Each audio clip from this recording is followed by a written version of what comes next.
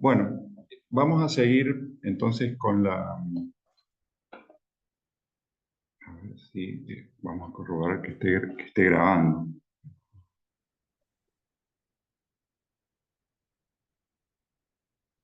Sí, está grabando, está grabando. Bueno, vamos a seguir entonces con la clase de Durkheim. Nosotros habíamos empezado en la clase anterior, en la que tuvimos algunos problemas con la presentación PowerPoint. Pero bueno, ahora vamos a seguir y bueno, nosotros lo habíamos situado a este autor, la importancia que tienen los procesos de integración y de cohesión social en su sociología, a su vez, los problemas de la relación entre individuo y sociedad, ¿no? Y toda la importancia que tiene eh, la estructuración y la cohesión de la sociedad, que es asimilada a una estructura moral, ¿no? Donde se ponen, digamos, se imponen reglas. A ver. Y toda digamos, esos desarrollos se plasmaron en cuatro textos. Nosotros habíamos mencionado la división social del trabajo, también las reglas del método sociológico, donde Durkheim también es muy importante como un teórico que delimita el campo sociológico a fines del siglo XIX. ¿Se acuerdan que hablamos que él era francés y está, bueno, donde se producen los mayores desarrollos científicos, ¿no? del mundo en ese momento? Se sale, ¿no? la- el PowerPoint. Eh, a Ahí nivel... está en la primera página, Omar. Creo que Perfecto. se ve bien. Y claro, y ahí digamos, esos desarrollos que tienen que ver con lo que sucede en Francia, en Alemania, en Inglaterra, bueno, el desarrollo del campo disciplinar sociológico se da en esos países. Y bueno, Durkheim es un teórico que contribuye en ese desarrollo. Habíamos dicho también que es muy importante por esa problemática que hay de la relación entre individuo y sociedad. Él tiene una ontología social, habíamos dicho, en donde la sociedad tiene una primacía ontológica sobre el individuo, y él habla de la sociedad como un hecho social, ¿no? Es algo que preexiste al individuo, está conformado, y de alguna manera el individuo en cierta medida es formateado y estructurado por esa entidad que es la sociedad. Ahora, eso, digamos, tiene como ciertas dimensiones que hay que ir analizando, ¿no? Él, en el estudio muy importante del suicidio, no es que nosotros veamos el tema del suicidio como un problema de la actualidad, ¿no? En sentido sociológico, sino que el suicidio, en ese texto, como figura ahí, de 1897, él aplica su teoría, digamos. Él identifica el suicidio como dentro de las corrientes sociales, y a su vez hay una tipología, y lo que busca demostrar es que eh, hay una cuestión, que es que en apariencia o en el sentido común, el suicidio sería como un acto individual, ¿no? O como una decisión individual de una persona de poner fin a su vida. Y él, en ese estudio, lo que demuestra es que hay una correlación entre el suicidio y la estructura social, ¿no? Entonces, o el grupo al cual el individuo pertenece, ¿no? El grupo social al cual el individuo pertenece, Y él ve, digamos, porque maneja estadísticas de Francia, de Alemania, por región, él ve que hay diferentes tasas de suicidio según el grupo de pertenencia, y esos grupos de pertenencia tienen que ver con las sociedades religiosas, ¿no? Tienen que ver con si son católicos, protestantes, judíos. También habla de la sociedad conyugal y la sociedad doméstica, ¿no? Que también incide en la tasa de suicidio, ¿no? A su vez, como las profesiones también inciden, ¿no? Entonces, eso le lleva a pensar que el suicidio está relacionado con el grado de integración, digamos, que tiene el individuo con esos grupos, y también la forma en que el grupo contiene o no, o la sociedad si contiene o no contiene al individuo, ¿no? Entonces, él, eh, digamos, sitúa el estudio del suicidio en la problemática de la integración y de la regulación, porque a partir de esos dos conceptos que ahora vamos a analizar, la integración y la regulación, es que él va a construir una tipología del suicidio. Pero nunca hay que perder de vista que el estudio del suicidio es como una vía para comprender la relación entre el individuo y la sociedad y el grado de las formas de cohesión social, ¿no? Es un tema también del lazo social, ¿no? No es el suicidio como problemática psicosociológica o problemática psicológica, porque él pensaba que si se analizaba individualmente era una tarea de la psicología, y él lo que está estudiando es la sociedad. El, digamos, el análisis del suicidio va a partir entonces de esa, de esa doble entrada, ¿no? De la integración y de la regulación.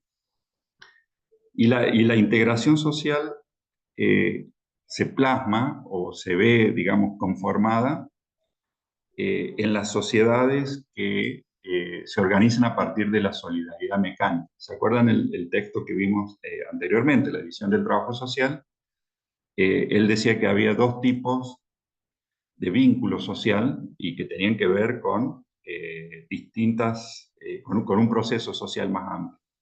En el origen de la sociedad hay una unión por semejanza, que es la solidaridad mecánica, y cuando empieza a haber interdependencia por la división del trabajo social, se pasa a la solidaridad orgánica. Esa solidaridad orgánica, bueno, es la que va a generar al individuo, es decir, que los problemas de integración social son propiamente de las sociedades basadas en la solidaridad orgánica, es decir, las sociedades modernas, ¿no? Entonces, los problemas de integración no están en las sociedades simples porque ya tienen una conciencia común, ¿no? Entonces, ¿por qué están unidas las sociedades? ¿Por qué están integrados los individuos? Entre comillas, individuos, porque no hay un proceso de individuación, y porque tienen una conciencia común, tienen representaciones comunes, tienen objetivos comunes implícitos, y no hay un problema de el que no está integrado, no hay un problema de lazo social. Entonces, la integración social se puede definir o se puede caracterizar a partir de tres elementos, ¿no? Dice, un grupo social se encuentra integrado en la medida en que sus miembros, dice, posean una conciencia común, compartan los mismos sentimientos, creencias y prácticas. ¿Cómo sería en una sociedad religiosa? ¿No? Entonces, ese sería el modelo, ¿no? Modelo de conciencia común donde se comparte el sentimiento, ¿no? O sea, la emoción, se cree lo mismo y se hace lo mismo, ¿no? Después, también hay integración social a partir de la interacción entre sí, digamos, que es como se da en una sociedad doméstica, es decir, en la familia. Y finalmente, en la integración, las personas sienten que tienen metas comunes, Entonces, eso sería como en una sociedad política, ¿no? Son los tres niveles que él menciona, ¿no? O que un autor que lo analiza a Durkheim menciona. Entonces, en la integración la sociedad opera como polo de atracción, ¿no? Si lo comparamos, esto se va a entender si lo comparamos con la regulación. Entonces, en la integración la sociedad opera como polo de atracción y hay una similitud en la conciencia de los miembros. Es decir, cuando todos piensan, sienten y actúan de la misma manera, no hay una separación, una diferenciación o un problema de unión entre una determinada persona y el grupo, sino que la persona está integrada. Entonces, ese sería el modelo de integración. Y el modelo de integración, entre comillas, perfecto, es en las sociedades clánicas, tribales, digamos, que están basadas según Durkheim, en la solidaridad mecánica. Si ustedes quieren hacer alguna pregunta, piden la palabra y lo pueden hacer, si no vamos tan rápido. Bueno, entonces la regulación social se refiere a otra dimensión, digamos, que hace a lo que sería la dimensión coercitiva. ¿Se acuerdan cuando nosotros hablábamos que Durkheim define el hecho social, digamos, que sería la forma de conceptualizar la sociedad como exterior y coercitivo? Bueno, la dimensión coercitiva es lo que aparece en alguna manera en la regulación social, ¿no? Pero tiene sus matices. Entonces, acá se señala que la regulación social se refiere al rol moderador que juega la sociedad, ¿no? Entonces, es la autoridad moral que la sociedad ejerce sobre los individuos, ¿no? Entonces, esta importancia de la moral como las normas, como los valores que en cierta forma indican qué se puede hacer, qué no se puede hacer, y en sentido objetivo, ¿no? Y la sanción implícita que haría, digamos, que recaería, digamos, sobre quien transgrede, digamos, esa normativa, esos valores. Entonces, la regulación implica que la interacción entre los individuos se organiza en torno a una jerarquía social. Entonces, acá también aparecen los aspectos morfológicos de la sociedad, ¿no? Que tienen que ver con lo que Durkheim llamaba los hechos sociales materiales, ¿no? Cuando hay una división, digamos, del trabajo, muchas veces esa división del trabajo va a implicar una jerarquía. Ahora, esa jerarquía, esa división, esa complementación, implica moderación de las pasiones individuales, es decir, que no, digamos, es como que el individuo debe saber internalizar que está ocupando un lugar y que no se puede salir. Ahora, ese ocupar ese lugar tiene que ser visto como algo justo y tiene que ser legítimo, digamos, ¿no? Ahí viene que la autoridad tiene que estar funcionando, porque si no, puede haber problemas. Entonces, la regulación implica que hay límites sociales definidos que contienen él dice, bueno, los deseos, los apetitos que son infinitos si se sitúan en el individuo.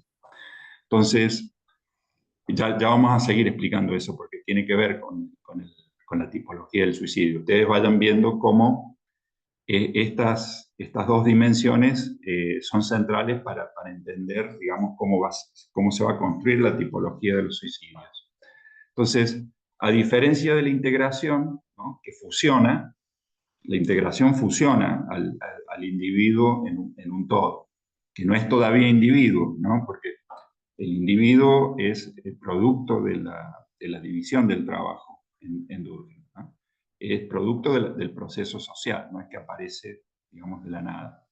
Entonces, pero a diferencia de esa fusión implícita que hay digamos, en la integración social, La regulación social destaca la dimensión coercitiva y cómo la sociedad de alguna manera contiene a partir de límites establecidos, ¿no? Contiene a partir de límites, ¿no?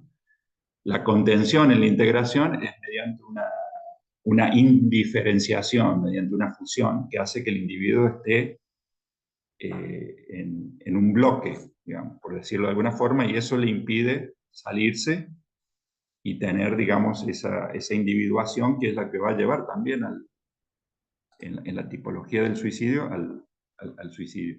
En cambio acá es contención con límites, ¿no? Autoridad moral, jerarquía, funcionalidad, ¿no? Todo eso opera también digamos, cuando habla de la regulación social habla de la economía. Entonces, cuando habla de la economía habla de las diferencias funcionales. Y eso es organizativo y material, ¿no? Se relaciona también con los hechos sociales materiales. Entonces, acá viene entonces,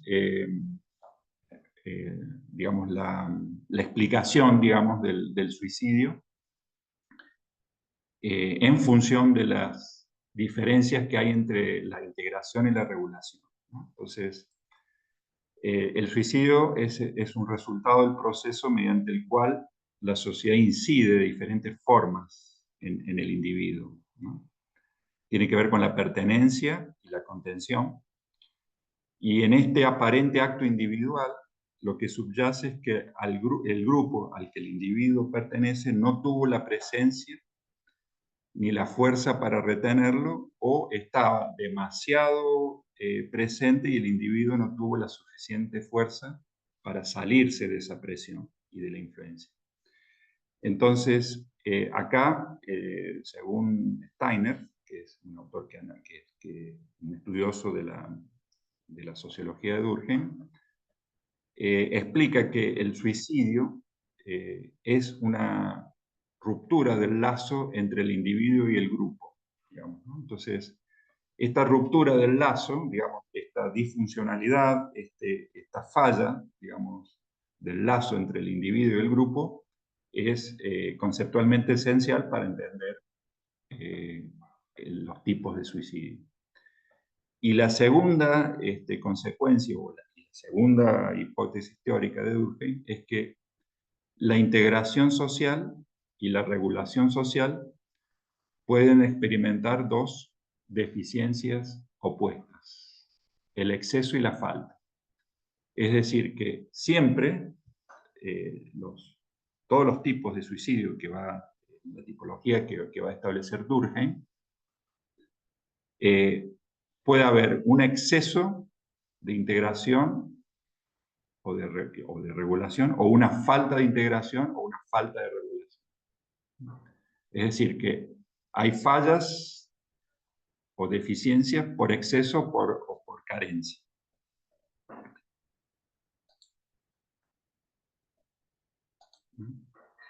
Entonces, cuando él habla de los excesos y de las faltas, por ejemplo, esto ya lo vamos a ir analizando. Acá, no sé si... ahí ven el Power. Ese es un Word. Sí, Omar, se ve perfecto. Bien. Ah, no, seguimos en la presentación. A ver, bueno, vamos a ver. Estamos en la plaquita donde tiene los tipos de suicidio. Bueno, vamos a ver, bajar acá, vamos a poner compartir. Y vamos a poner este, a ver. ¿Ahí se ve? Ahora sí. Perfecto. Sí, perfecto, Omar. Bueno, acá este cuadro es muy importante, ¿no? Porque se refiere y compara las deficiencias posibles en el proceso de socialización, ¿no? Cuando hablamos de socialización, estamos hablando de esas dos dimensiones, ¿no? De la integración y de la regulación, y que es una forma de conceptualizar la relación entre el individuo y la sociedad, ¿no? Y ahí se van a ver distintas formas. Entonces, las formas del proceso en esta columna de la izquierda Las formas del proceso de socialización son la regulación social y la integración social, que ya las definimos. Y las deficiencias del proceso de socialización, por exceso o por falta, son el fatalismo. El fatalismo es cuando, ya vamos a ver concretamente, ¿no? Es cuando hay un exceso de regulación social que es asfixiante y que genera una falta de libertad absoluta, digamos, ¿no? Digamos, donde no, la persona no tiene salida. El ejemplo típico es la esclavitud. En el caso de la integración social es tan fuerte digamos, la integración y el peso de la sociedad, que el individuo no se sustrae. Y eso, bueno, es una forma de altruismo, digamos, que va a derivar también en un tipo de suicidio. Y después, acá aparece un concepto que también por carencia, que es la anomia, que ha tenido una larga historia en la sociología, digamos, de Durkheim, ¿no? que se ha ampliado su uso, digamos. Afecta también, digamos, de alguna forma a la falta de control, a la falta de contención, en donde no están operando las reglas morales, y el individuo privado, digamos, de esa contención, deriva también en el suicidio anónimo. Y en el caso del egoísmo, bueno, después ya vamos a comparar, ¿no? Ya vamos a ver bien las diferencias. En el caso del egoísmo, bueno, también hay una primacía del yo individual por sobre el yo colectivo, que también lleva a la destrucción. Es decir, que las falencias son por exceso o por carencia. Entonces, el exceso de regulación social, fatalismo; falta de regulación social, anomia; exceso de integración social, altruismo; y falta de integración social, egoísmo. Bueno, ¿cómo se conforma la tipología del suicidio egoísta? Dice Durkheim: si el egoísmo es el estado en el que el yo individual se afirma excesivamente frente al yo social y a expensa de éste, podemos darle el nombre de egoísta al tipo de suicidio que resulta de una individuación desmesurada. Es decir, acá hay varias cuestiones. Él diferencia entre individualismo y egoísmo, ya que el egoísmo es una forma de individuación avanzada.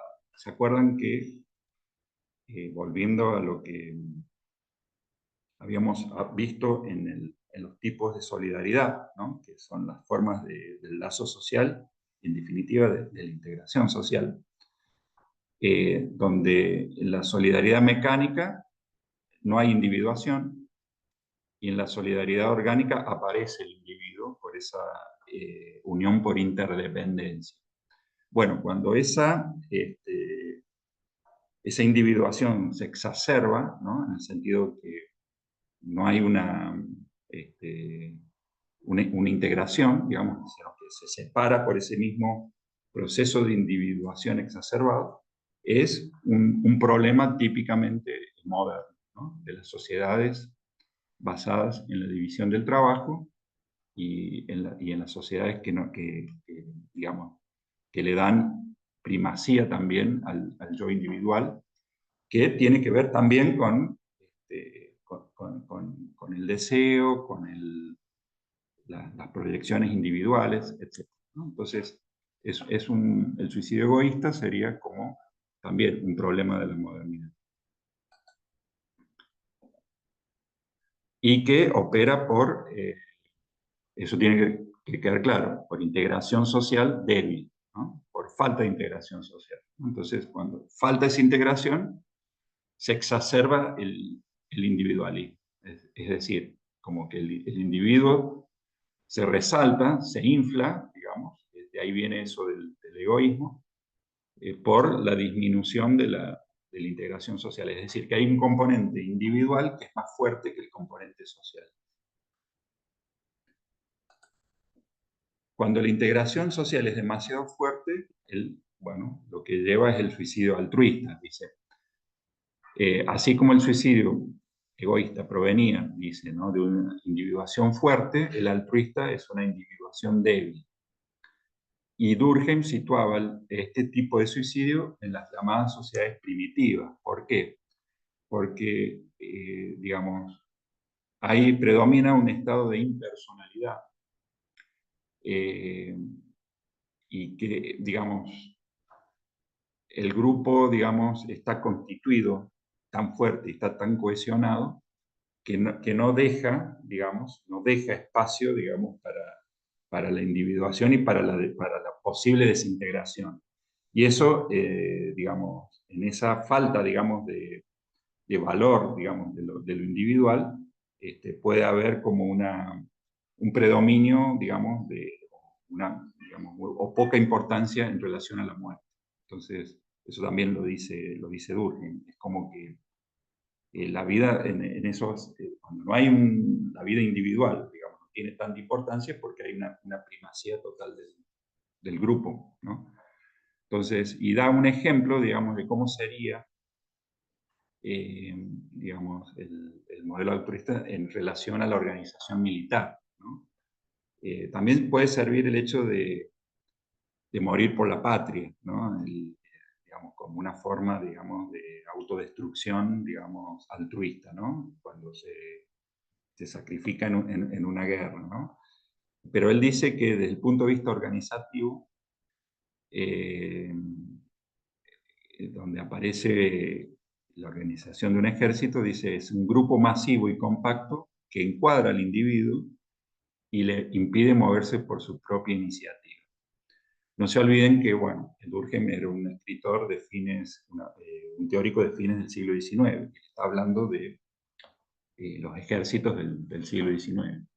Y obviamente, ¿no?, lo que hacen estas organizaciones, como un ejército, digamos, es obviamente encuadrar al individuo, someterlo, digamos, a los principios, digamos, de la organización, y no puede hacer en ningún ejército se puede hacer lo que, prácticamente, bueno, en ninguna organización, más en un ejército que requiere un compromiso y un encuadre mucho más estricto. Obviamente, ¿no?, en las organizaciones actuales se permite cierta iniciativa, pero en un marco, ¿no? Ese es un ejemplo interesante. Después hay,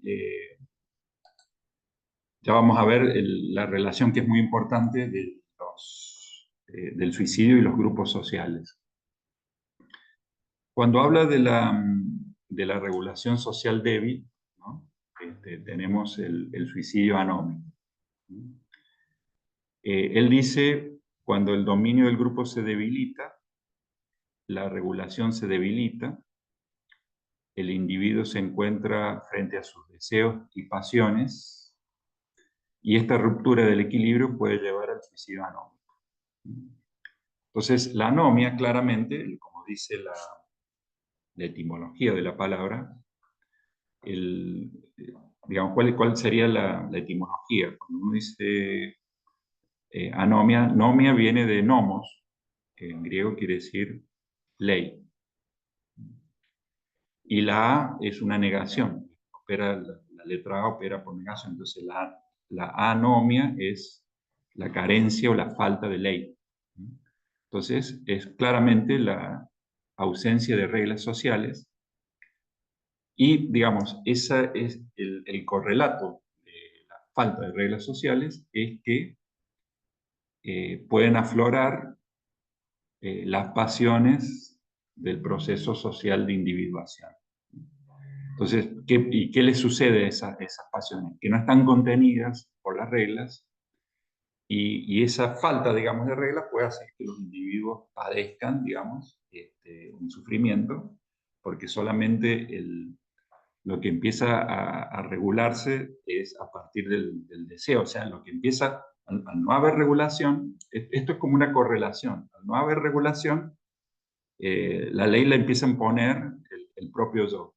Y el yo no tiene la red de contención que tiene el grupo, digamos, como el grupo como ser moral, digamos, ¿no? Como estructura moral, digamos, que impone esto sí, esto no. Lo decide el individuo. Y es obviamente también un problema de la modernidad, ¿no? Entonces hay como una correlación, digamos, si hablamos del egoísmo, digamos, por un lado, como integración débil, y lo anómico como falta, digamos, de regulación, digamos, ¿no? Como falta de regulación. Entonces, cuando predomina el yo individual en la falta de reglas y en su impronta, es como que disminuye la dimensión de lo social, ¿no? Entonces, fíjense cómo en esta sociología implícitamente se hace hincapié en cómo la sociedad de alguna forma contiene, le otorga el ser, digamos, y le otorga cierta integridad al individuo, por más que el individuo sea un producto, digamos, del proceso social. El individuo necesita, digamos, de la sociedad, en el sentido que lo va a contener, digamos, en esa fusión que hay en la integración, y le va a marcar qué puede hacer y qué no puede hacer, digamos, en la regulación, ¿no? Entonces, eso, digamos, de alguna forma, lo va a salvar, digamos, de la autodestrucción que estaba implícita o que está implícita en el suicidio, ¿no? Entonces, él se está refiriendo a la sociedad, ¿no? Y a la relación, digamos, a los problemas del lazo social. Eso no hay que olvidar. No está hablando nunca del suicidio como un acto individual, sino que está hablando del suicidio como una tipología del lazo social. Después tenemos la regulación social excesiva, donde está el suicidio fatalista, ¿no?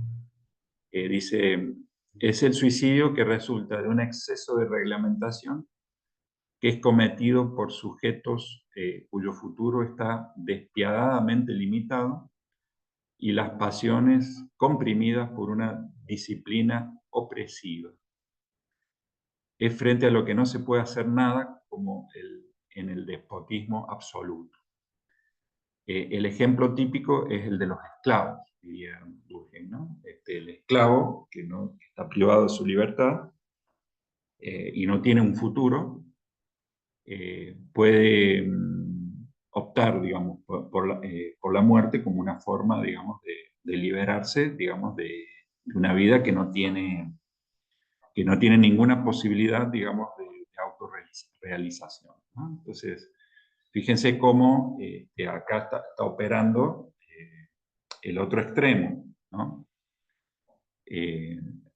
Regulación social excesiva, por un lado. Regulación social excesiva aplasta, digamos, todo atisbo de libertad, digamos, y todo deseo, digamos, y toda particularidad de la individuación, ¿no? Que es también, digamos, la individuación, siguiendo esa idea de que es moderna.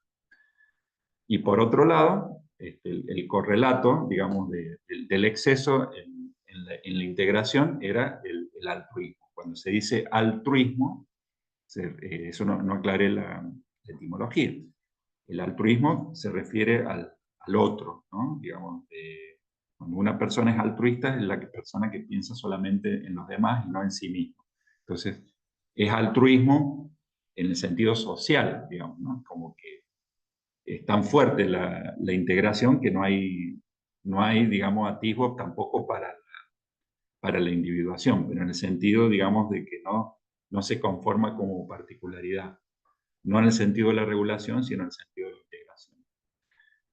Y después, hay otra cosa que también es muy, muy importante, porque es como el hace operativo, digamos, este estudio, ¿no? En sentido sociológico. Profe, una pregunta. Sí, ¿Está pasando el PowerPoint? sí, ¿no lo Ah, ven? porque no, quedó en el Word. Ah, quedó en el Word. A ver.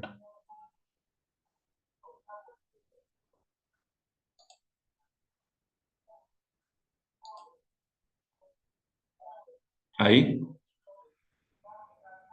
Ahí está, ahora sí. claro, yo había visto, habíamos visto el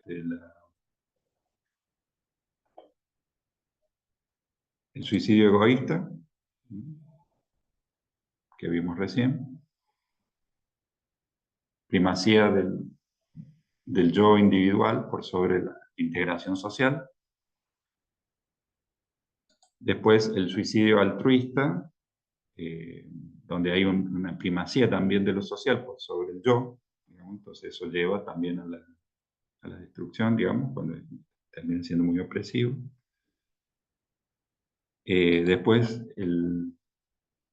la regulación social débil, el suicidio anómico, también implica una debilitación del grupo y su capacidad de imponer la regla.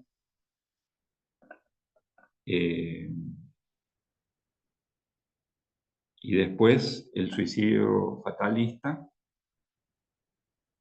que también es por una regulación social exterior excesiva, que donde, bueno, donde vimos el ejemplo de la esclavitud, digamos, ¿no? También un exceso, digamos, de reglamentación donde no hay posibilidad, digamos, de ninguna libertad y el futuro está totalmente condicionado, ¿no? Entonces, una disciplina opresiva frente a la que no se puede salir, digamos, no hay forma de salir, no hay forma de escapar, y eso, bueno, lleva a la decisión de morir como una forma de liberación. Eso era lo que habíamos visto. Y en los suicidios y los grupos sociales, esto es muy importante, porque, como les decía recién, hay él vio una diferencia en las tasas de suicidios por grupo de pertenencia, ¿no? Entonces, él observó en Francia, sobre todo en Francia y en Alemania, diferentes tasas de suicidio y en, por ejemplo, distintos grupos religiosos, ¿no? Como católicos, protestantes y judíos. Después también por profesión, ¿no? Si se trabaja en empresas comerciales, industriales, o si se trabaja en las zonas rurales, ¿no?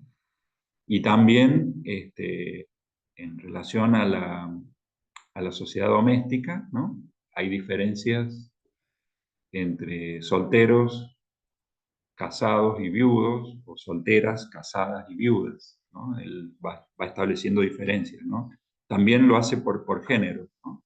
Es muy interesante. Y en las sociedades, él, digamos, acá es como uno de los núcleos, digamos, de este libro, ¿no? De este desarrollo teórico del lazo social, ¿no? De este análisis del lazo social a partir del suicidio, porque las sociedades religiosas marcan un sentido de integración y de pertenencia, y también, digamos, tienen una diferente capacidad de regulación social, ¿no? Hay confesiones donde el sentido moral, ¿no? Y normativo y organizativo, institucional, es muy fuerte, y digamos, y otros grupos religiosos no, digamos, están organizados de otra forma. Entonces, es como que habría como una escala, ¿no? Que va, digamos, del judaísmo al protestantismo, pasando por el catolicismo, en donde en el judaísmo, sobre todo lo que sería un judaísmo ortodoxo, es muy fuerte la cohesión, ¿no? Y la impronta moral, digamos, de las reglamentaciones para quienes integran esa comunidad. Ya vamos a ver cuando veamos la segunda parte de la clase, la forma elemental de la vida religiosa.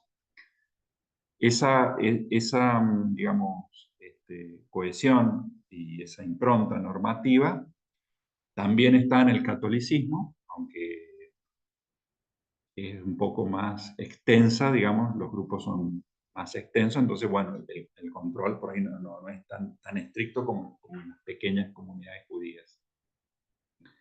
Y finalmente, digamos, donde es más fuerte el proceso de individuación, digamos, el protestantismo es más alta la incidencia, digamos, del suicidio. Entonces es como que lo que dice es que, bueno, los judíos se suicidan menos que los católicos y los católicos menos que los protestantes.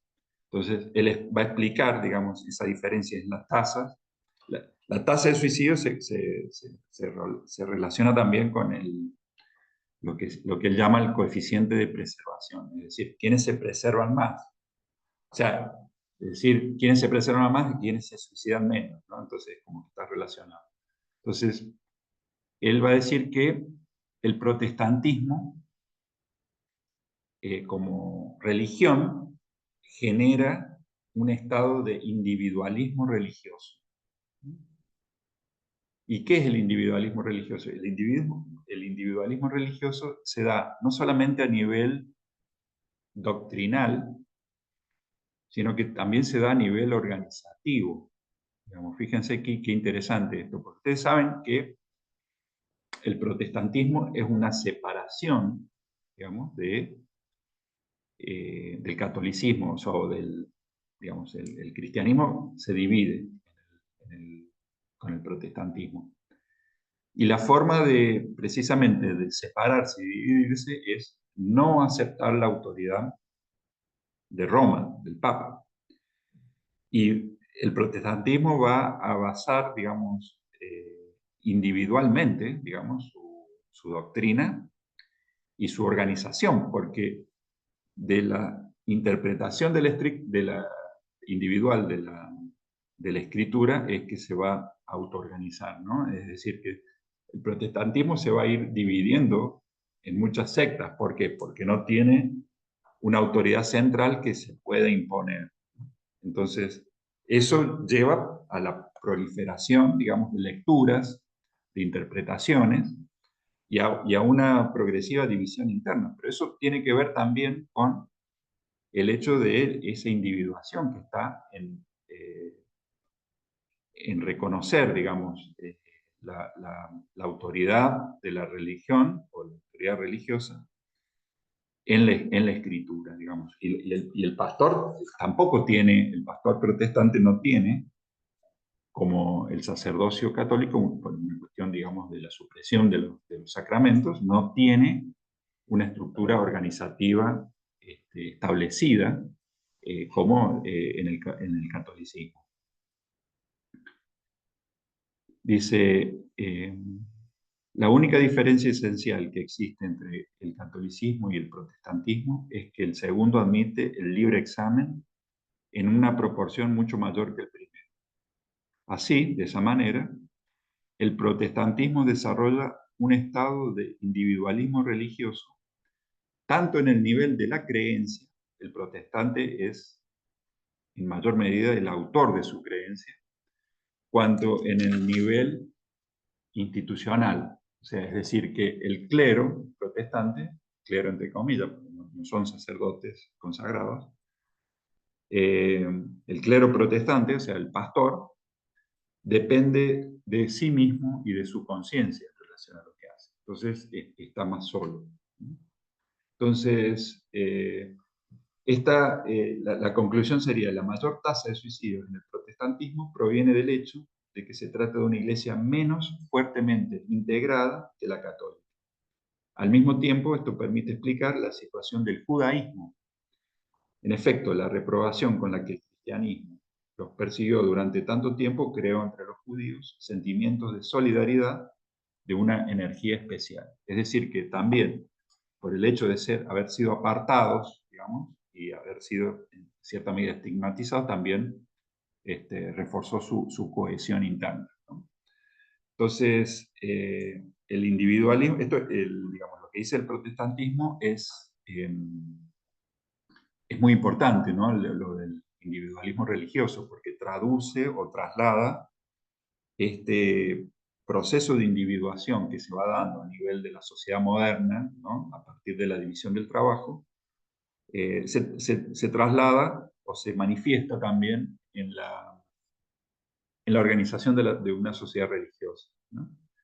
Y eso incide, digamos, en el lazo social y en la práctica que tienen estos individuos.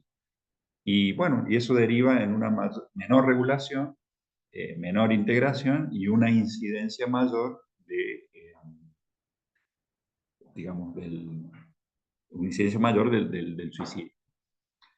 Después, bueno, va a hablar de la sociedad doméstica, donde, bueno, hay muchos datos que eso, bueno, nos podemos dar después cuando mandemos el PowerPoint. Yo le puedo agregar más datos, pero que no vienen al caso. Tema es que la idea básica es que hay él diferencia sociedad conyugal, por un lado, y sociedad doméstica. La sociedad conyugal es cuando, bueno, no hay hijos, ¿no? En el matrimonio.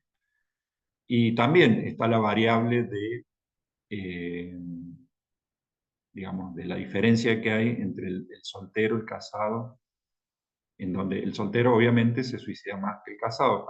Aparentemente el hecho de estar casado contiene, de alguna forma, porque es como un vínculo societal, y también cuando se conforma una sociedad doméstica, en relación a la viudez, el hecho de tener o no, de haber conformado o no una sociedad doméstica con hijos, también incide en la tasa de suicidio. También,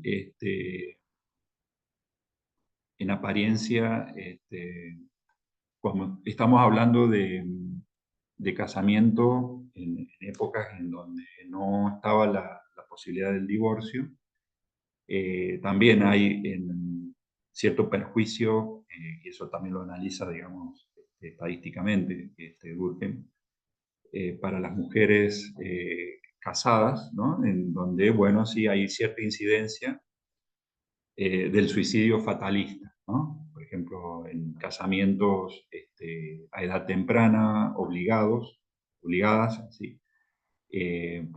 Hay una incidencia. Y sí es más fuerte, digamos, la tasa en hombres solteros, es decir, como que aparentemente el casamiento, y no así en las mujeres, y el casamiento incidiría positivamente en la contención de los varones. Bueno, y en la sociedad política, eso digamos, tiene que ver con el hecho de que en épocas de crisis, en épocas de guerra, en épocas digamos, de confrontación en épocas, digamos, revolucionarias, puede haber un sentido fuerte de cohesión social que puede llevar al sacrificio, ¿no? En sentido, digamos, altruista, por la conformación, digamos, de una fuerte sociedad política, ¿no? A partir, digamos, de la confrontación con enemigos, y en el plano, digamos, de la guerra. Entonces, bueno, esa sería la relación, digamos, entre estas dos variables. No sé si quedó claro, pero hay que trabajarla, ¿no? Con el tema de la relación entre el grado de integración, el grado de regulación y los tipos de suicidio, ¿no? No es un tema fácil, pero bueno, me parece que es muy interesante. Ahí se ve el otro. Sí, Omar, perfecto. Bien. Bueno, acá nosotros estamos frente también a un texto muy importante, también uno de los 4 libros más importantes de Durkheim. Tal vez sea el más acabado, digamos, por todas las implicancias que tiene y por todo el refinamiento teórico que tiene, ¿no? Digamos, teórico, metodológico, y, digamos, y todas las consideraciones que tiene en relación a la integración de la sociedad, la conformación, digamos, de las sociedades. Y tiene implicancias en la sociología del conocimiento, tiene implicancias en cómo compara, digamos, las sociedades, y bueno, hay que leerlo también. Ya vamos a ver qué características tiene este libro. Hay que leerlo también en clave moderna, ¿no? Es decir, bueno, cómo se ha transformado la sociedad. Y también hay que pensar siempre, porque eso está en la mayoría de los textos de Durkheim, hay que pensar el lazo social, ¿no? El lazo social y cómo se conforman también las representaciones sociales. Este libro tiene implicancias, como les decía recién, en la sociología del conocimiento, porque él ve en la religión la creación de los sistemas categoriales, digamos, de las sociedades, ¿no? La sociedad organiza, digamos, sus percepciones, sus concepciones a partir de representaciones que están en del espacio, representaciones del tiempo, ¿no? El tiempo como organizador de la conciencia, tanto de la conciencia a nivel individual como de la conciencia colectiva. Y muchas veces esos límites, ¿no?, espaciales y temporales se originan o se originaron en la noche de los tiempos en las concepciones religiosas, ¿no? Esto que se ve acá en la tapa es un tótem, ¿no? Digamos, ya vamos a ver qué es un tótem, ¿no? Dice el totemismo es un sistema religioso en el que ciertas cosas, en especial animales y plantas, llegan a considerarse sagradas y el emblema del clan. Dice, Durkheim consideraba el totemismo como la forma más simple de religión, comparable a una forma igualmente simple y primitiva de organización social. Dice, al demostrar que el clan era la fuente del totemismo, se demostraría que la sociedad era la fuente de la religión. Entonces, ¿por qué él va al tótem? Esto que se ve acá, ¿no? El tótem para, para hacer una sociología de la religión. El tótem, digamos, es, digamos, esto que vimos recién, tiene que ver con la religión de unas tribus australianas. Él, digamos, para hacer este texto, estudió mucha información antropológica y etnológica, digamos, que estaba llegando en ese momento, digamos, a Francia. Ustedes no se olviden que estamos a fines del siglo XIX, principios del siglo XX, en una fase importante de expansión europea, donde Europa se conforma como centro cultural y político económico del mundo, y las periferias, digamos, conforman como una otredad en donde, bueno, se recaba información, se hacen registros y se explora, digamos, ¿no? Se explora el mundo. Y todo eso va a los centros académicos. Y bueno, Durkheim estaba en un centro académico y logra, digamos, estudiar, digamos, sobre estas sociedades, pero no es que él se hizo antropólogo o etnólogo, sino que decidió optar por el totemismo como un recurso metodológico. ¿Por qué? Y porque, como decíamos recién, el tótem era una organización religiosa simple que se correspondía a una sociedad simple. Entonces, el hecho de poder observar la práctica religiosa de esa sociedad tan simple, supuestamente simple, digamos, ellos por lo menos lo entendían así, a fines del siglo XIX. Después se sabe que hay muchísima complejidad en todas las sociedades, ¿no? O sea, no hay sociedades simples tan simples y contrapuesta a sociedades complejas, sino que las sociedades simples también tienen su complejidad, pero no importa. Para el argumento de Durkheim, estas son sociedades simples en el sentido que tienen la posibilidad de aislar elementos constitutivos en forma clara, ¿no? Es claramente un recurso metodológico, es decir, bueno, vamos a esto porque ya no vamos a analizar el cristianismo, porque el cristianismo tiene como una historia larguísima y tiene una complejidad simbólica que sería imposible, digamos, trabajar con eso. Lo mismo el judaísmo, lo mismo el islam. Entonces dice, bueno, vamos a ir a algo simple, digamos, ¿no? Es por parte, digamos, también de su estrategia de trabajo, dirigirse a ese ámbito cultural. Que antes de avanzar en la idea central, retomamos esto que decíamos recién, ¿no?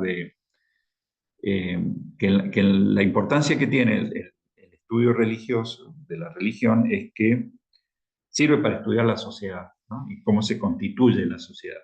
Es decir, que la religión, y eso lo vimos, ¿se acuerdan cuando se formó el pensamiento sociológico?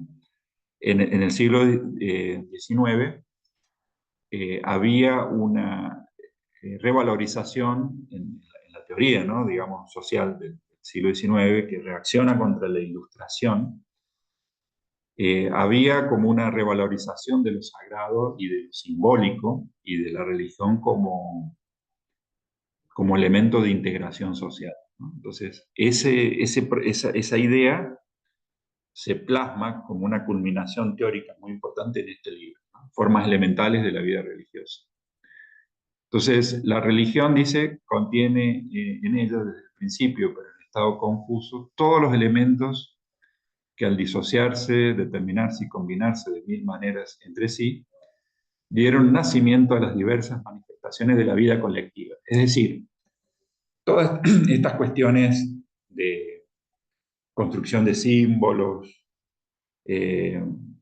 fiestas, procesiones, efervescencias, guerras, digamos, que son manifestaciones colectivas, tienen un basamento religioso, ¿no? Y otra idea también que hay que resaltar es que él parte esto es como un axioma, ¿no? Que la religión es un hecho social y la religión es eminentemente social, es decir, que él no explica, él no se sitúa en una teología, él no en una teología particular, para él la religión es un hecho social, es producido absolutamente por la sociedad.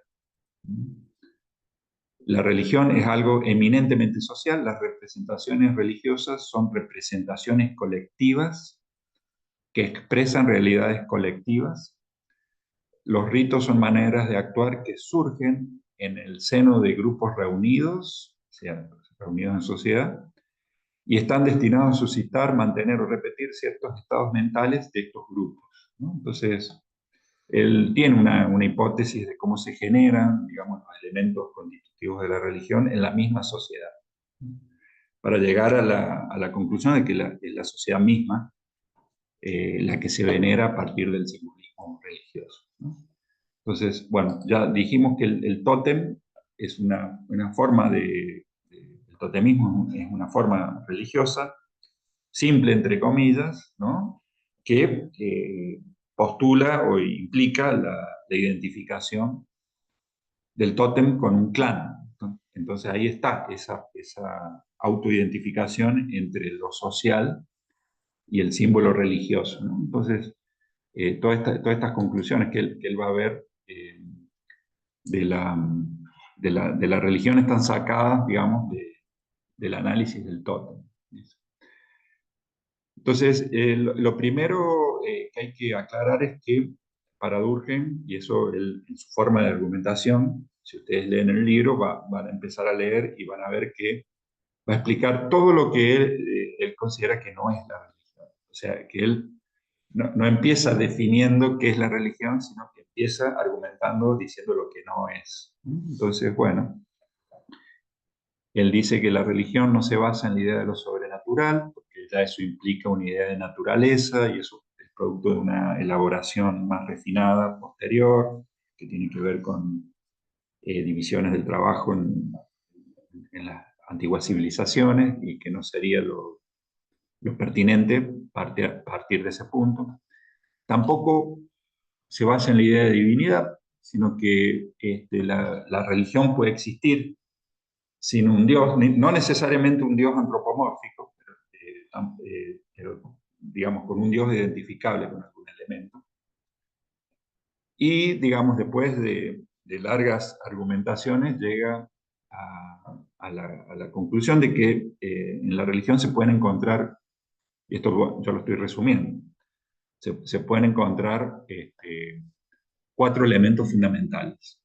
4 elementos fundamentales. Él dice, en primer lugar, la distinción de lo sagrado y lo profano. Vamos a ir viendo punto por punto, ¿no?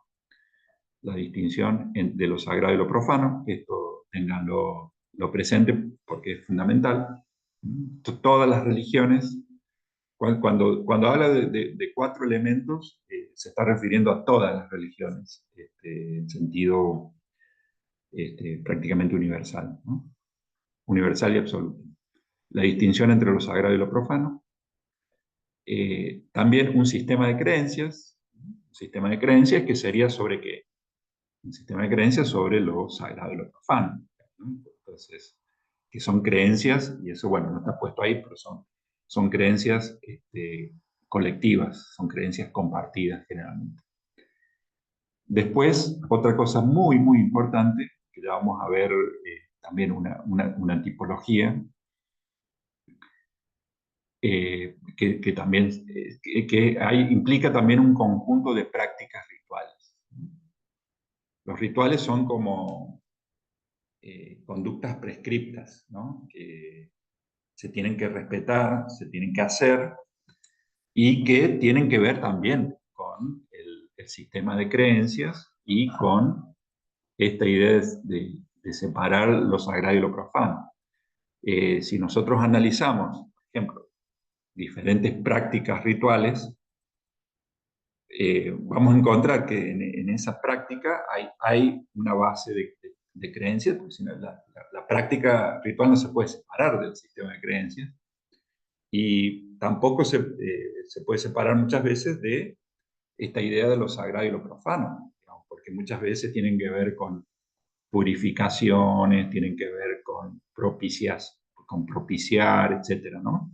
Y eso o con separar o con mantener puro, digamos, o con sacar la impureza, etcétera, ¿no? Entonces, ahí hay ideas que subyacen y a su vez, al igual que las ideas, a veces son producto de mucha elaboración, ¿no? Cuando hablamos de estas religiones organizadas, ¿no? Como el catolicismo, el judaísmo. Y después hay un cuarto elemento que es el componente comunitario, digamos. Él va a decir que la práctica religiosa, la creencia religiosa, la distinción de lo sagrado y lo profano, se asientan necesariamente en una comunidad de fieles, en una comunidad de practicantes. Es decir, no hay una religión absolutamente individual, digamos, sería como un sinsentido, sino que la religión implica una comunidad de fieles. Puede ser muy pequeña, entonces ahí vienen las clasificaciones, ¿no? Sectas religiosas que tienen un seguidor, un líder. Ahí cuando se analizan, por ejemplo, las pequeñas comunidades religiosas como las sectas, ahí se pueden aplicar muchas ideas de la integración social y de la regulación social, ¿no? Que operan de una forma muy particular, ¿no? Y de hecho, si volvemos al suicidio, a la idea del suicidio que veíamos hace rato, hace muchos años, en la década del 80, hubo en el norte de Sudamérica, en la Guyana, un líder religioso que era de origen norteamericano, pero estaban sentados ahí en la Guyana. Y bueno, indujo un suicidio masivo, digamos, ¿no? De los fieles. y murieron varios cientos de personas. Y bueno, algunos lo hicieron voluntariamente, otros no tanto, pero bueno, ahí hay como una forma, digamos, de cohesión muy particular, digamos, y yo diría de una combinación de integración fuerte con una regulación fuerte por parte del líder que llevó al suicidio, ¿no? Entonces, el tema de lo religioso atraviesa mucho la idea de la representación social, donde las ideas de las representaciones sociales o la conciencia colectiva se hacen operativas y también se hace operativo la integración y la regulación, ¿no? Entonces, por eso es tan importante el estudio de las sociedades religiosas como formas microsociales de la integración social.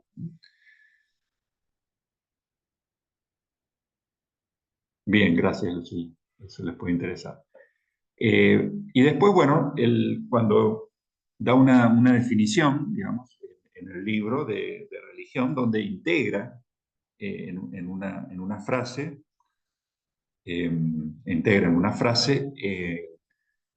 estos 4 elementos, ¿no? Entonces, es muy preciso, digamos, en su definición, y dice, una religión es un sistema. Cuando decimos sistema, estamos viendo que hay elementos que constituyen un todo, ¿no? Cuando hablamos de sistema, hablamos de partes integradas. Partes integradas con una específica relación, no es un conjunto así que uno mete en un cajón, digamos. Un cajón de desastre puede contener cosas sueltas, ¿no? Esto es un sistema, digamos, ¿no? Hay una relación, digamos, específica entre las partes componentes. Entonces, una religión es un sistema solidario, fíjense, solidario, ahí remite al vínculo social, ¿no? Que es como lo que une, digamos, a los componentes de una sociedad, a los individuos de un grupo, sistema solidario. No se olviden del título del libro anterior, ¿no? De las formas elementales de la vida religiosa, de la división social del trabajo. Él habla de solidaridad como forma de vínculo, ¿no? Mecánica y orgánica. Entonces, sistema solidario de creencias, las creencias que son representaciones compartidas. Y de prácticas, ahí vienen los rituales, ¿no? Que se traducen en conductas, y de prácticas relativas a las cosas sagradas, es decir, separadas, interdictas. Interdictas quiere decir prohibidas.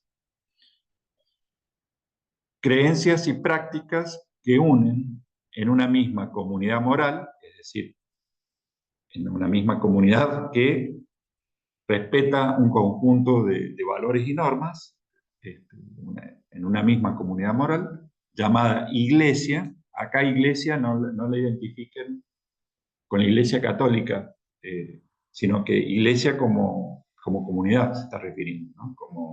Como comunidad de fieles, a todos aquellos que adhieren a ellas. Entonces ahí está la definición que integra estos 4 elementos. Ahora, nosotros podemos ir viendo el primero de estos elementos constitutivos de la religión. Lo ven ahí, ¿no? ¿Se ve el power? Sí, ¿no? Bueno. Sí, Omar.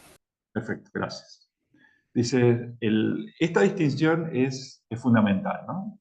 Es fundamental, y ustedes fíjense cómo tiene una base cognitiva, una base epistémica, ¿no? Por eso, digamos, por eso le hace hincapié en eso de cómo la religión está, desde el punto de vista de la conformación de la sociedad, en el origen de los sistemas clasificatorios que organizan el mundo, que organizan el mundo. De hecho, la observación astronómica tiene por ahí también un origen religioso. La estacionalidad también se relaciona, digamos, los ciclos, digamos, los ciclos biológicos también fueron dotados de un sentido religioso y a su vez contribuyeron a organizar la actividad humana.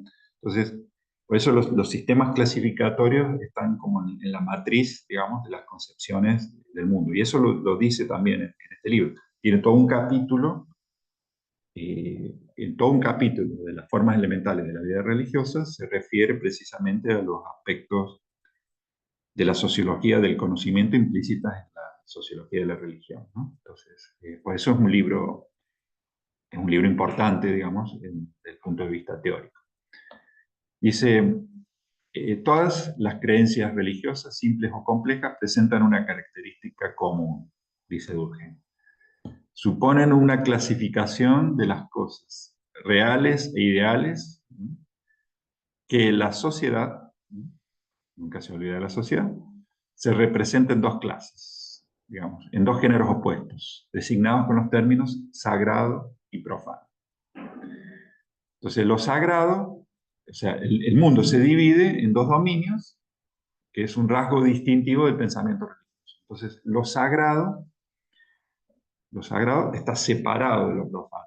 Y en sí mismo es algo separado, es algo que está puesto aparte, que no puede mezclarse con lo profano. Acá no está puesto, pero bueno, podríamos decir que inspira temor, que inspira reverencia, que se manifiesta, digamos, de distintas maneras, pero el rasgo distintivo es que está aparte, digamos, que está aparte y el acceso directo no es para cualquiera, digamos, ¿no? Como que ahí empieza a haber como una serie de reglas que implican las reglamentaciones, ¿no? Entonces, y está separado porque si estuviera mezclado dejaría de ser sagrado, ¿no? Entonces, como que intrínsecamente lo sagrado implica una separación, ¿no? Entonces, esto, digamos, se ve como algo universal y que marca una distancia absoluta entre los dos ámbitos, ¿no? Lo sagrado y lo profano, ¿no? De ahí viene, por ejemplo, el término profanar, digamos, cuando ustedes habrán sentido, ¿no? Cuando se profana es cuando se invade. Se profana cuando ese es uno de los sentidos de la palabra, se ingresa en un recinto sagrado sin autorización, es como una profanación, ¿no? O cuando se utiliza el término, que es una situación fea, ¿no? Dice, cuando se habla de profanación de tumbas, ¿no? ¿Por qué se dice? Porque la tumba en cierta forma está en un lugar sacralizado, ¿no? Como un cementerio está, digamos, imbuido de ciertos rituales, digamos, para estar en ese lugar, y bueno, profanar o violar eso es un delito, obviamente, pero, digamos, tiene ese sentido, digamos, de profanar, como introducir algo que no corresponde en algo que está en cierta forma, en algo que en cierta forma debe ser respetado, aunque no sea absolutamente sagrado. Entonces, es como una visión dicotómica del mundo, ¿no? Dicotómica de las, digamos, digamos, sí, del mundo, digamos, una visión dicotómica. Ahora, si bien estos mundos están separados y lo sagrado no puede mezclarse a condición de dejar de serlo, ¿no? Y en apariencia hay, digamos, una distancia que implícitamente es total, digamos, es total, absoluta. Hay, sin embargo, y eso lo analiza muy detalladamente Durkheim, hay, sin embargo, relaciones entre las dos dimensiones, y eso, bueno, tiene que ser así, porque si no no tendría sentido, digamos, la práctica religiosa si no hubiera vías comunicantes o rituales que precisamente buscan relacionar las dos dimensiones. Entonces, los rituales, los ritos, permiten, digamos, una comunicación, pero bueno, con todos los dispositivos particulares, digamos, de cada religión, para que lo sagrado sea preservado, digamos, de la contaminación. Fíjense cómo el sentido de muchos rituales es precisamente marcar esta distinción, pero también establecer vasos comunicantes. Hay también, y esto es muy interesante, porque opera en el mundo de lo simbólico y en el mundo digamos, de las prácticas que remiten a ese universo simbólico, hay transferencias entre los dos mundos, ¿no? Hay objetos, dice Durkheim, que pueden perder su carácter sagrado, y hay objetos o cosas que pueden adquirir su carácter sagrado, se pueden sacralizar, ¿no? Entonces, ¿qué quiere decir esto? Y bueno, hay, por ejemplo, cultos que se pierden, hay veces que son también, eso no lo dice, pero muchas veces lo sagrado es destruido, digamos, por concepciones sagradas rivales, ¿no? Cuando muchas veces un pueblo se impone sobre otro, lo que hace es cambiar la religión, ¿no? Entre otras cosas, ¿no? Porque eso es lo que daba sustento, no es que sea necesariamente consciente, pero se hace, se hizo y se ha hecho muchísimos procesos históricos, ¿no? Como por ejemplo la conquista de América. Se destruyen y se suplantan símbolos, pero ese suplantar a veces no es absoluto, sino que si ustedes se fijan, y ha pasado también con el Islam en Europa, en algunas partes de Europa, como en España y en Turquía en sentido inverso, por ejemplo, donde había mezquitas, se construyeron iglesias, y también donde habían sinagogas, han cambiado el uso. Y en el caso de Turquía, una iglesia se ha transformado en mezquita, ¿no? La de Santa Sofía, por ejemplo, ¿no? Eso es una desacralización en un sentido y sacralización en otro, ¿no? Y también en el caso, digamos, del Cusco, en el Perú, muchas veces y en otras partes de América, las iglesias se construyen, digamos, se construyeron en lugares de culto de la religión anterior que se buscaba suplantar. Y después también hay la desacralización se pierde también por falta de práctica y por la progresiva desaparición, digamos, de la creencia que lo sustenta. Eso también es una transformación que se puede ver utilizando, digamos, esta categoría. Otra, y es muy interesante, y después también esto de la transferencia de lo sagrado y la desacralización en cuanto a lo de ir dotando, digamos, de un sentido sagrado, está obviamente el poder, digamos, de los grupos sacerdotales que pueden en un determinado momento hacer una imposición simbólica y darle un sentido sagrado a elementos que están tomados de otro lugar y que en un determinado momento se empieza a utilizar, ¿no? Pero bueno, ahí estamos hablando de religiones más especializadas, de sociedades más especializadas, donde tienen un clero ilustrado, digamos, donde, bueno, tienen esta capacidad de la construcción simbólica, por llamarlo de alguna forma. Bueno, otro elemento es importante es que a lo sagrado, dice Durkheim, se le asocia muchas veces un contenido emocional, ya que esto puede remitir a representaciones colectivas que eran expresiones fuertes de la conciencia común. ¿Qué quiere decir esto? Que el contenido emocional remite a procesos originarios, digamos, de conformación, digamos, de los grupos a partir de la fusión o la conformación de una conciencia común frente a un evento extraordinario, frente a una crisis, frente a una guerra, ¿no? Entonces, esa imposición, digamos, esa superación, digamos, de un evento, por decirlo de alguna forma, porque puede ser un evento traumático o un evento fundacional, remite, digamos, a estados, digamos, de integración colectiva y de fusión que, bueno, remiten a una conciencia común y que son recreados, digamos, con fuertes contenidos emocionales, ¿no? Porque lo emocional muchas veces implica salirse, digamos, de un estado de conciencia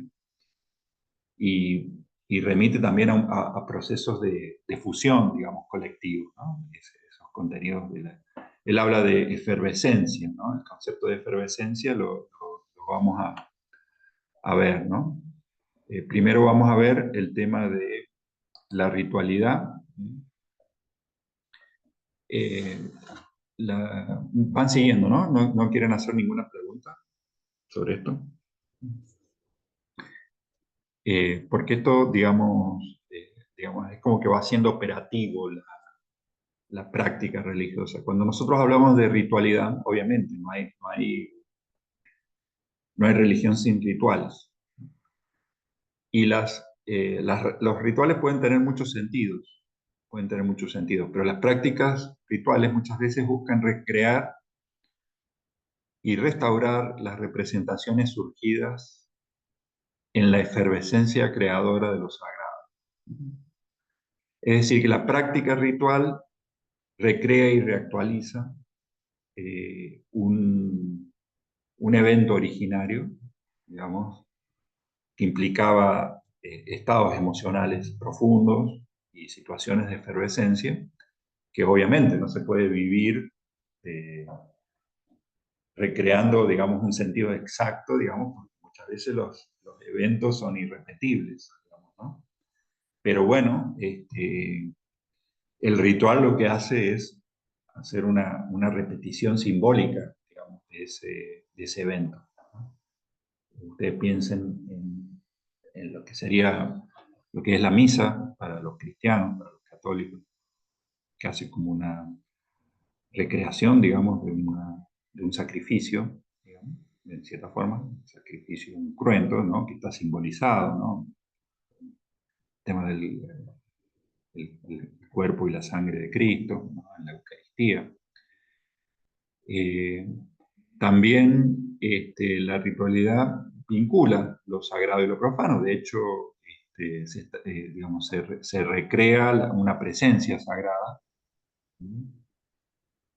Y, digamos, acá viene una... Omar, Sí, Omar, sí. no, quería hacerte una pregunta en relación a eso, si también esta liturgia o de alguna manera esto va cambiando. Yo pensaba en que va cambiando en diferentes momentos históricos. Pensaba en la misa, que la misa en su momento, hace muchos años, era dada como un poco que el sacerdote o quien estaba a cargo de espalda al público la daba Exactamente.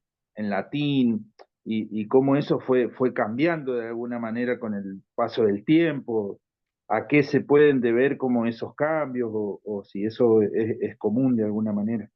Sí, es muy buena la pregunta, muy buena la pregunta. Sí, exactamente, la ritualidad se va modificando porque no se puede hablar de una religión como un sistema estable porque está en sociedades que se transforman.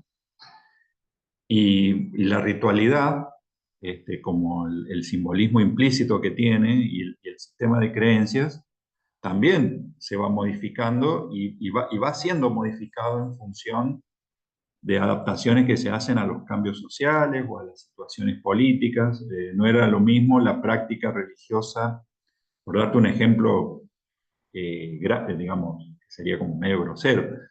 No es lo mismo el cristianismo como una religión perseguida, ¿no? Cuando no era religión oficial en Roma, que el cristianismo cuando se hace religión oficial del Imperio Romano, digamos. Ahí hay un cambio abismal, digamos, ¿no? Y bueno, y eso, las religiones tienen también un periodo de conformación y de estabilización de lo que llamamos el dogma, ¿no? En el caso, digamos, del cristianismo. Hay una serie de autores, ¿no? Que están en un periodo de tiempo, como por ejemplo lo que se llama la patrística, ¿no? Digamos, entre comillas, los padres de la iglesia. Ellos fijaron, digamos, ciertas cuestiones que ya quedaron establecidas a partir de ese momento. Y esto también tiene que ver con esto que se fija de alguna forma, se aplica a la ritualidad. Vos mencionabas hace rato el caso, digamos, de la misa con el sacerdote de espalda. Bueno, esas eran prácticas, digamos, diríamos que el campo religioso tiene una ortodoxia, digamos, ¿no? Tiene una ortodoxia, digamos, que es lo establecido. Y eso era una forma de entender lo sagrado que, digamos, separaba mucho más claramente lo que es esa relación entre lo sagrado y lo profano, ¿no? Como que es más marcado. Y después por cuestiones, digamos, de adaptación del catolicismo, de la necesidad, digamos, de recuperar posiciones en torno a la sociedad y por cambios internos de la iglesia, eso en un concilio, digamos, se revirtió, digamos, ¿no? La autoridad, digamos, la iglesia católica es particularmente fuerte en su organización y tiene, digamos, una cabeza política, pero también tiene su derecho canónico, su legislación interna, tiene sus concilios, digamos, sus formas de reunir a distintos representantes y también toman decisiones. Y eso, mediante procesos de deliberación y de compulsa, se puede terminar modificando, digamos, por una organización muy grande. Pero eso pasa con todas las religiones. Ninguna religión se mantiene igual a lo largo del tiempo y tiene su historia. Digamos, por eso se estudia, la historia religiosa se estudia, se compara y la ritualidad es muy interesante porque es un componente esencial, que es un indicador también de cómo se va modificando la práctica. Hay cosas que tienen que ver con, por ejemplo, religiones que han tenido más sincretismos que otras, o hay algunas que han tenido un sincretismo en un determinado momento. O sea, el cristianismo también tiene elementos sincréticos, digamos, con las filosofías y las religiones antiguas, digamos, con los griegos, con los romanos, digamos, que yo no conozco en profundidad, pero que después, bueno, se estabiliza y se difunde de una forma.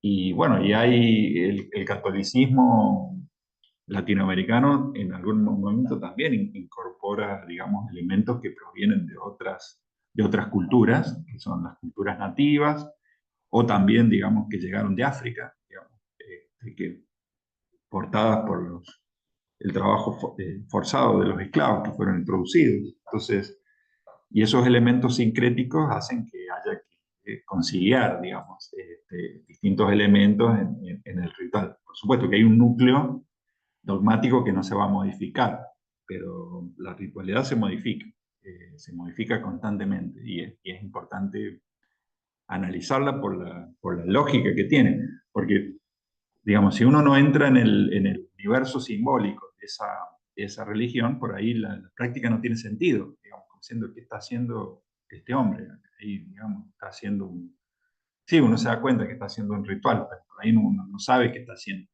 Y si uno entra, digamos, en ese relato, digamos, en esa configuración simbólica, bueno, ahí empieza a tener sentido, ¿no? Por eso tampoco se puede ver separado, digamos, del sistema de creencias. Pero está tensionado también por las transformaciones de la misma religión, de la misma confesión religiosa, y de cómo esa confesión está en la sociedad. Eso es así. Y bueno, Durkheim habla de tres grandes tipos de ritos, digamos.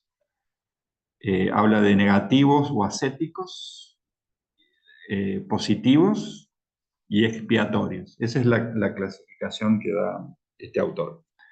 Dice, los negativos buscan preservar lo sagrado de la contaminación y mantener separados los dominios. Claro, los ritos negativos son como, se basan en las prohibiciones, se basan en el sistema de prohibiciones.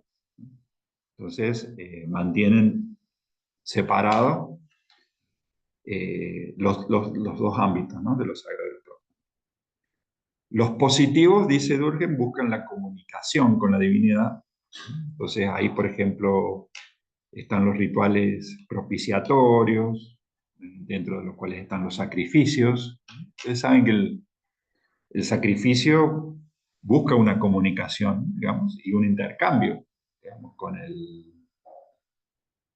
la divinidad, de alguna forma, ¿no? Hay como una relación, digamos, ¿no? No es un sacrificio en la nada, sino que se busca implícitamente hay una relación. Entonces buscan esa cuestión positiva, ¿no? Incluso para mejorar, digamos, la condición, ¿no? Puede ser, habría que ver, por ejemplo, el bautismo, si entra como positivo o negativo, porque el bautismo limpia una impureza de origen. No sé, habría que ver. Busca separar de alguna forma, ¿no? Sacar lo que no, lo que no corresponde.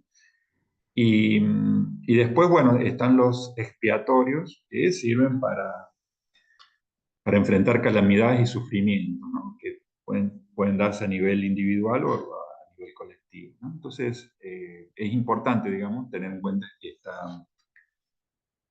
esta clasificación. Y después, otro elemento muy importante que también es otro de los núcleos y con esto vamos a ir cerrando, es otro de los núcleos de esta teoría de la religión de Durkheim, que se refiere a la efervescencia colectiva, ¿no? Y que apunta a eh, analizar el origen de la religión como un hecho social y como algo que es inherente a la sociedad y que es producto de la sociedad, ¿no? Entonces, él tenía una regla, digamos, metodológica, en donde lo social se explica por lo social. Y si la religión es social, se explica por la sociedad. Es decir, que no recurre a elementos eh, intrínsecamente religiosos para hacer una explicación de la religión, ¿no? Él no va a hablar lo descartó al comienzo, no va a hablar de la divinidad, no va a hablar de lo sagrado como origen en sí, sino que lo sagrado y lo profano, la distinción tiene un origen social, ¿no? Entonces, él también toma la sociedad australiana de los clanes totémicos, ¿no? Dice que también le sirve de modelo para ver cómo surge la práctica religiosa. Dice que, bueno, la supervivencia económica y la práctica económica obligaba a las tribus a dispersarse en pequeños grupos para trabajar, digamos, cotidianamente para la supervivencia, pero que eso contrastaba con ciertos periodos en donde había una confluencia, una reunión, ¿no? Reuniones que terminaban siendo ceremoniales y rituales, ¿no? Reuniones festivas, donde esa reunión, o sea, que se transforma en fiesta, digamos, la fiesta es un ritual, ¿no? Lo ve como algo así como cotidiano, pero la fiesta está imbuida de rituales, ¿no? Cualquier fiesta. Y tiene como una función de corte, digamos, con lo cotidiano, la fiesta, ¿no? porque sale del flujo constante, digamos, de lo cotidiano. Entonces, en esas experiencias de reuniones, digamos, que se conforman como eventos, hay como una sobreexcitación, digamos, que las pasiones se exacerban, y lo que dice Durkheim, el que participa en esas reuniones así colectivas, así que contrastan con lo cotidiano, dice, el que participa tiene la sensación de que no es más el mismo. Entonces, ese estado, digamos, de anulación, genera una distancia, digamos, que marca la existencia de otra dimensión, ¿no? Que es la dimensión que se manifiesta en lo social.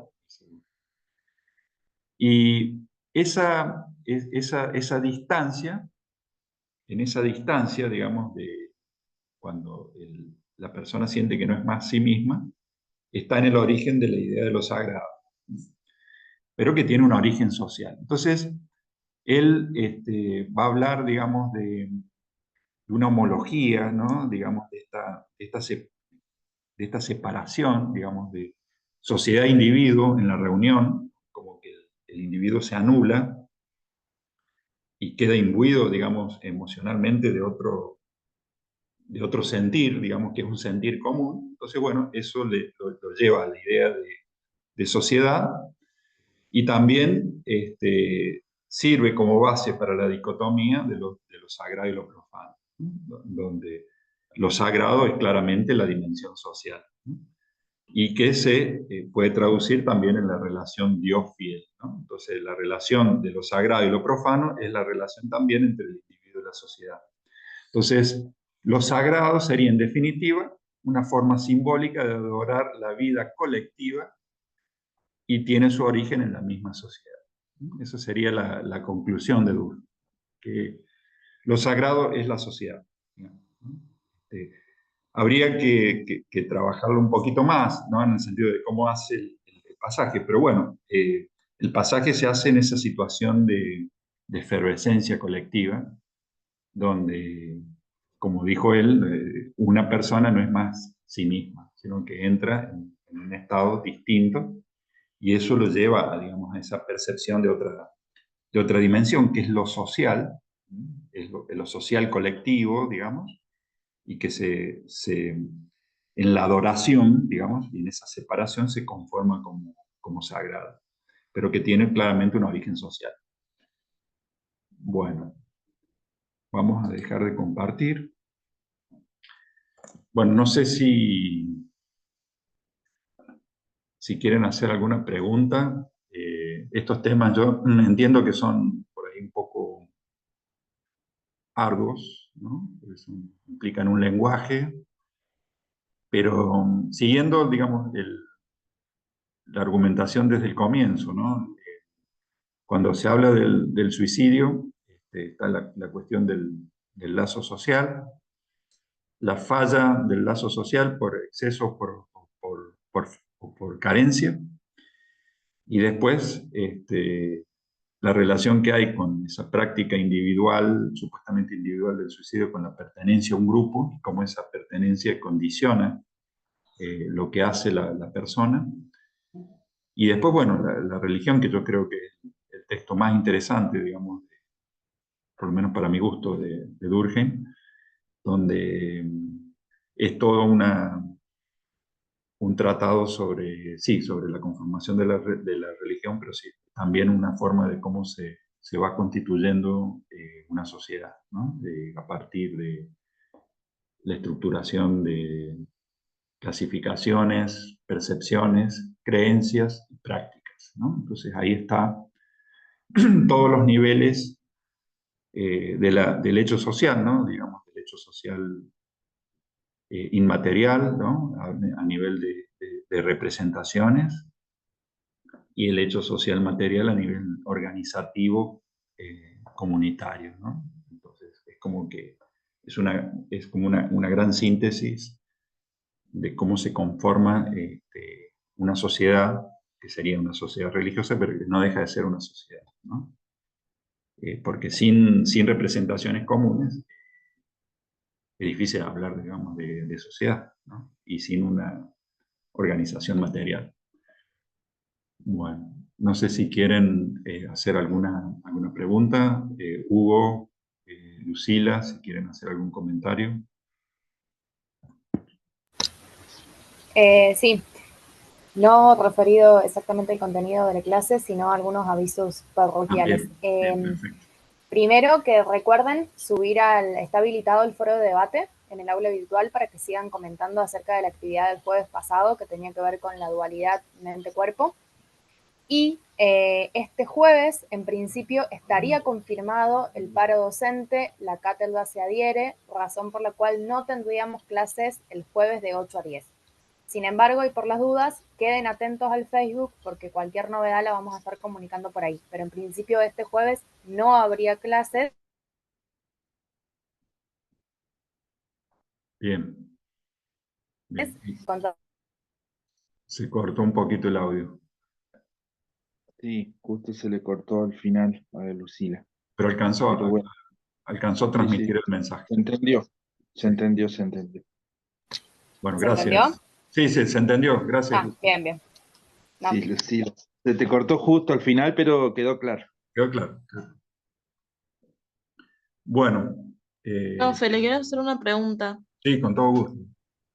¿Los textos sobre este tema de la religión ya están subidos al campus? Están los textos sobre Durkheim, no hay un texto específico sobre la religión. En realidad, el texto específico sería este, que es, Ajá. no lo ponemos, digamos, como fuente, porque sería como extendernos demasiado con un solo autor. Pero lo que hay sobre Durkheim en general, y ahí está muy sintéticamente explicado esto que yo les dije, ¿no? Los elementos de la religión, la distinción sagrado-profano.